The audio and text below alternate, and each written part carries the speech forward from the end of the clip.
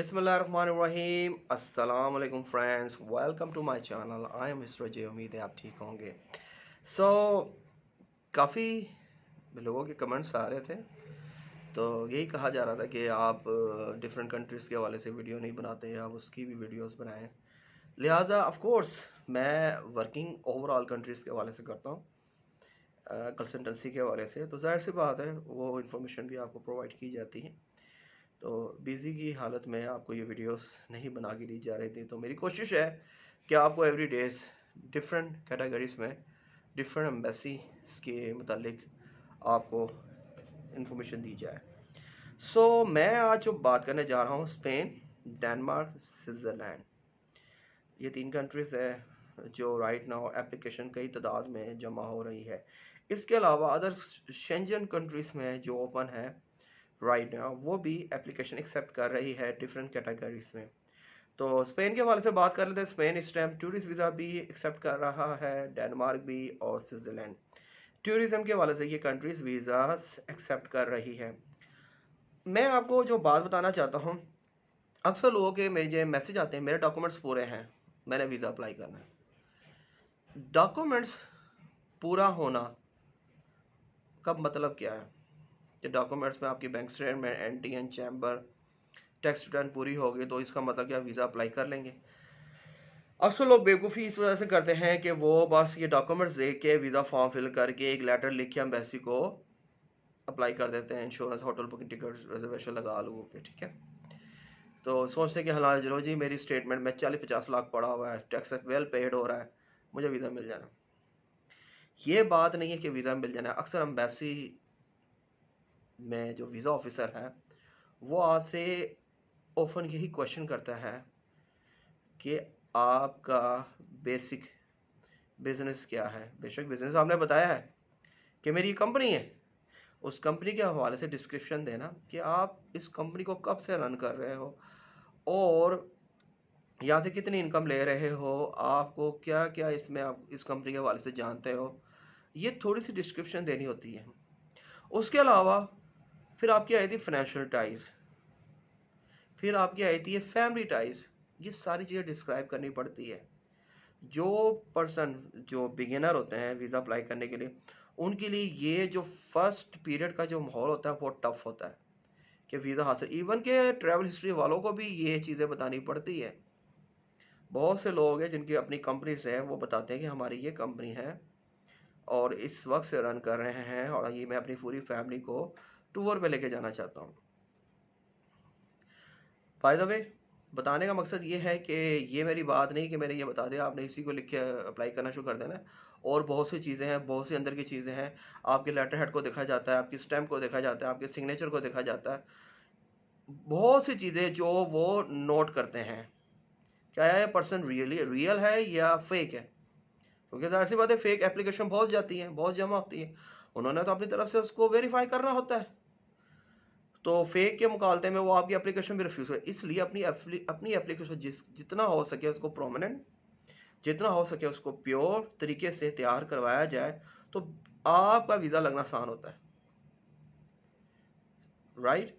क्योंकि कुछ लोग ये समझते हैं कि यार एक वीज़ा फॉर्म ही है, एक लेटर ही है और लग जाएगा वीज़ा, नहीं लगा कोई गल नहीं। ये कोई गल वाली बात नहीं। अपनी अपनी जो आप ट्रैवल के हवाले से जो प्लान करने जा रहे हैं, अगर रिफ्यूज़ होगा तो कितना बड़ा पासपोर्ट के ऊपर आपको ऊपर बैड इफ़ेक्ट आता है।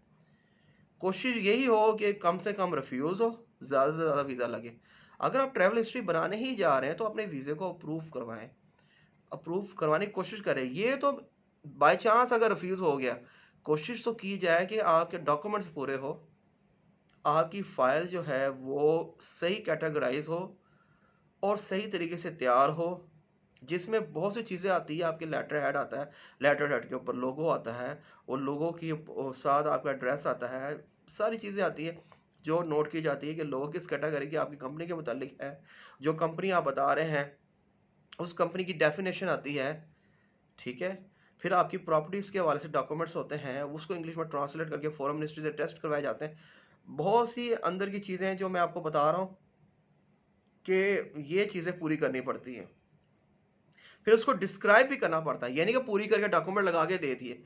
वो डॉक्यूमेंट्स को उन्होंने एक झलक में देखना है। जिसको वेरीफाई करना होगा वो वेरीफाई करेंगे, जिसको नहीं वेरीफाई करना होगा उसको वो देख के रख देंगे। लेकिन पढ़ेंगे आपके लेटर हेड को, जिसके ऊपर आपने बयान दिया होगा, अपनी वीज़ा रिक्वेस्ट दी होगी। फिर आ जाते हैं एफिडेविट पे, जिसके ऊपर आपने अपना फाइनेंशियल स्टेटस बताया होगा। अगर आप कंपनी किसी के साथ रन कर रहे हैं तो उसके हवाले से भी आपने जिक्र किया होगा। तो ये छोटी छोटी चीज़ें हैं जो एक 2-3 लेटर के अंदर बयान की जाती है।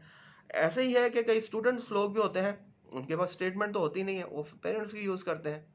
तो हम पेरेंट्स की यूज़ करते हैं तो हम उसके हवाले से 2 से 3 4 लेटर लगाते हैं कि वीज़ा ऑफिसर को बताया जाता है कि मेरा ऐसे रिश्ता क्या है, मैं ऐसे क्यों सपोर्ट कर रहा हूँ।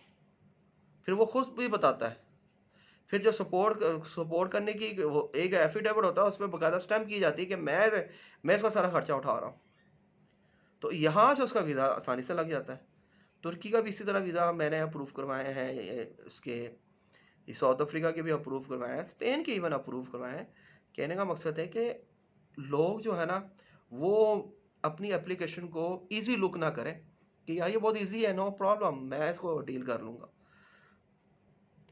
न्यू कमर के लिए बहुत परेशानी बनती है। जो न्यू कमर होते हैं, मतलब कि फ्रेश पासपोर्ट जो ट्रैवल करना चाहते हैं, उनके लिए परेशानी यही बनती है कि वो अपनी वीज़ा एप्लीकेशन को सही तरीके से तैयार ही नहीं करते। अपॉइंटमेंट पकड़ी है, लो जी वीज़ा फ़ाइल तैयार करवाई है जैसे मैसे, और 25 से 30 हज़ार में फ़ाइल प्रिपरेशन का दे दिया, तो पता लगा कि उनकी फ़ाइल में गलती बहुत थी, वीज़ा रिफ्यूज़ हो गई। फिर आ जाते हैं लोग अक्सर इस बात को कहना, मैं आपसे फ़ाइल रेडी करवाता हूँ, श्योरिटी वीज़ा लगेगा। देखिए, आप बात करूँगा श्योरिटी की। श्योरिटी किसी की भी नहीं होती, ठीक है ना? श्योरिटी यही होती है कि डॉक्यूमेंट्स पूरे होने चाहिए, सही होने चाहिए। आगे वीज़ा ऑफिसर की मर्ज़ी। मैंने आपको पहली बात बताई है कि देखो, इतने लोग फेक फाइलें भेजते हैं, साथ में उनकी एप्लीकेशन सही नहीं होती। वो वीज़ा ऑफिसर देखते-देखते कई फाइलों को ऐसे ही रिफ्यूज़ कर जाता है। जो उसको फ़ाइल इफ़ेक्टिव अच्छी नज़र आती है, वो उसको पिक कर जाता है। इसलिए जितनी अच्छी और इफ़ेक्टिव फ़ाइल बनाया जाएगा, तो वो पिक करे आपकी फ़ाइल को देखने के लिए कि यार ये फ़ाइल आई है, सही आई है, अच्छी आई है, इसमें बकाया तौर पे हर चीज़ बयान की है। राइट? तो यही चीज़ होती है कि अच्छी फ़ाइल तैयार किया जाए, जिससे आपका वीज़ा आसानी से लग जाए। ये नहीं कि श्योरिटी के चक्कर में, ठीक है, आप पैसे भी दे रहे हैं, चीज़ें भी दे रहे हैं, वो ये कुछ भी ना हो। श्योरिटी किसी चीज़ की नहीं, क्योंकि श्योरिटी सिर्फ वीज़ा ऑफिसर की अपनी होती है कि वो सेटिस्फाई होगा तो वीज़ा अप्रूव करेगा। अगर वो सेटिस्फाई नहीं हुआ तो कोई वीज़ा नहीं अप्रूव करेगा। इवन कोई और कंसल्टेंट कोई भी है, वो फाइल बना के दे देता है।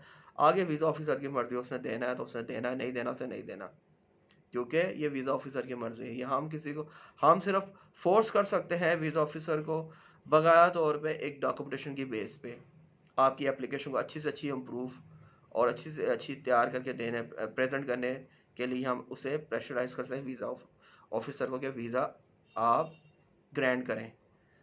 आगे उसकी मर्ज़ी है, वो चाहे ना भी दे, क्योंकि कई वीज़े अप्रूव हमारी इसी वजह से होते हैं कि फ़ाइल इफ़ेक्टिव होती है, राइट? तो ये मैं आपको इसी हवाले से ये वीडियो लाया था कि अगर आप स्पेन, डेनमार्क, स्विट्ज़रलैंड के लिए अप्लाई करना चाहते हैं, तो आप अपनी फ़ाइल को इफ़ेक्टिव तैयार कराने की कोशिश करवाएँ।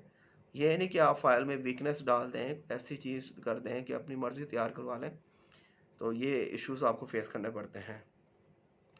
तो मेरे डिस्क्रिप्शन में दिए हुए कॉन्टैक्ट्स हैं, अगर आप कॉन्टैक्ट करना चाहते हैं, मुझसे कॉन्टैक्ट कर सकते हैं।